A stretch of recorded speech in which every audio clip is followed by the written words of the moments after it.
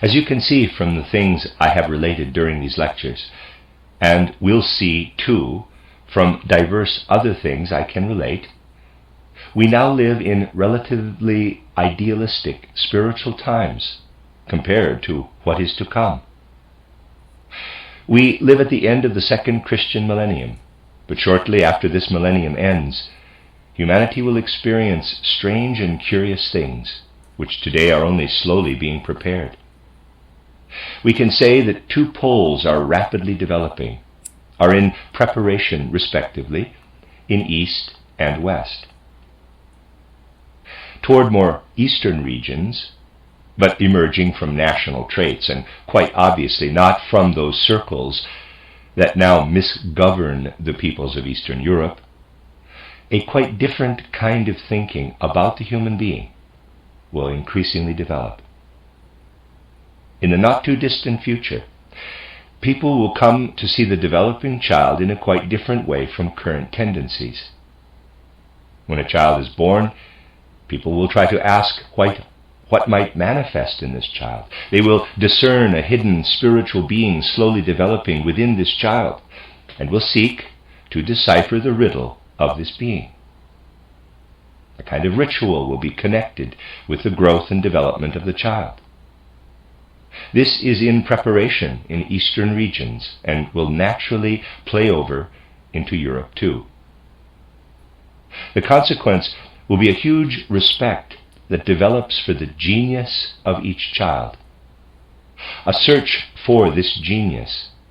It is self-evident, isn't it, that when an age develops toward this outlook, the educational traditions that are currently so prevalent must die away.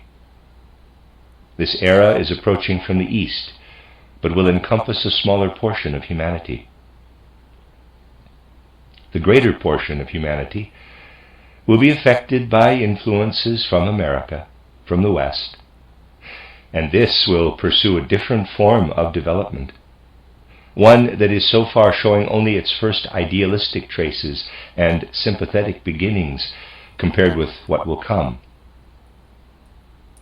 We can say that our current times are in pretty good shape compared with what will come when Western development increasingly puts forth its blossoms. Not very long after the year 2000, a kind of prohibition on all thinking, though not a direct one, will issue from America. A law that will have the aim of suppressing all individual thinking. The beginnings of this can be seen already in what materialistic medicine is doing, where no account can be taken of the soul anymore, but where, based on empirical experiments, the human being is treated like a machine. But please don't misunderstand me, since even in the so-called spiritual domain, much here is done in a hugely misguided way. People can sometimes come along and say, I had all kinds of orthodox treatment and was not cured. Then I went to a person who treated me spiritually, who told me there are evil spirits in my body and I must get rid of them, initially by praying.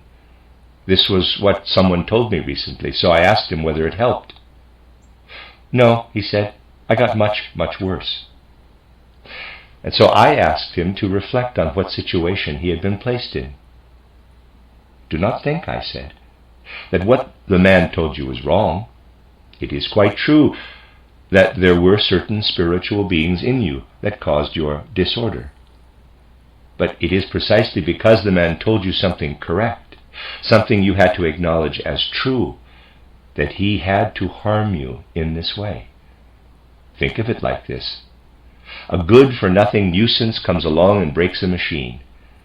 He is the real reason why it no longer works. So how do I get the machine to work again?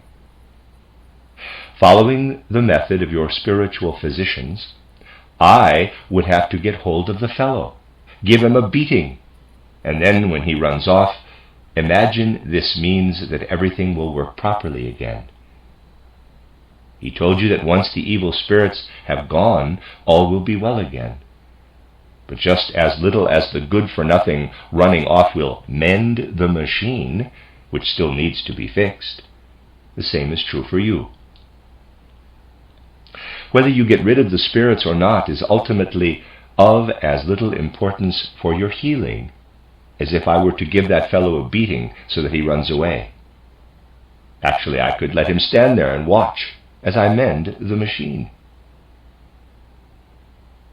So, with a spiritual outlook too, a great deal can be misperceived, since people are not very good at thinking nowadays. Rather than swinging back and forth between one extreme and the other, between either or, we should try to gain real insight into the fact that spirit indwells all matter, and that the body can only be cured through knowledge of the spirit. But as things are set to develop, the spirit will be excluded from the whole picture. That is one of the beginnings we are witnessing. And here is another. Today we already have machines for adding and subtracting, don't we? All very useful and easy. We no longer need to calculate for ourselves. And this will become the norm for everything. It will take only a couple of centuries to arrive, and then people will no longer need to think or reflect, but only push things around. For instance, today, if we need to send 330 balls of wool to Liverpool, we have to think how to do it, don't we? But soon you will need only to push or press, and the thing will be done.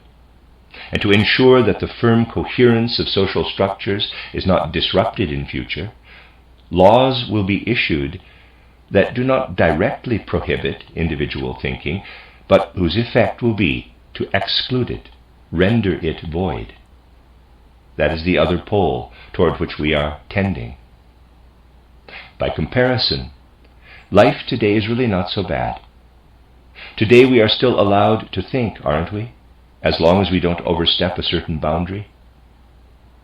But what I have described is implicit in the development of the West, and will emerge as the West develops.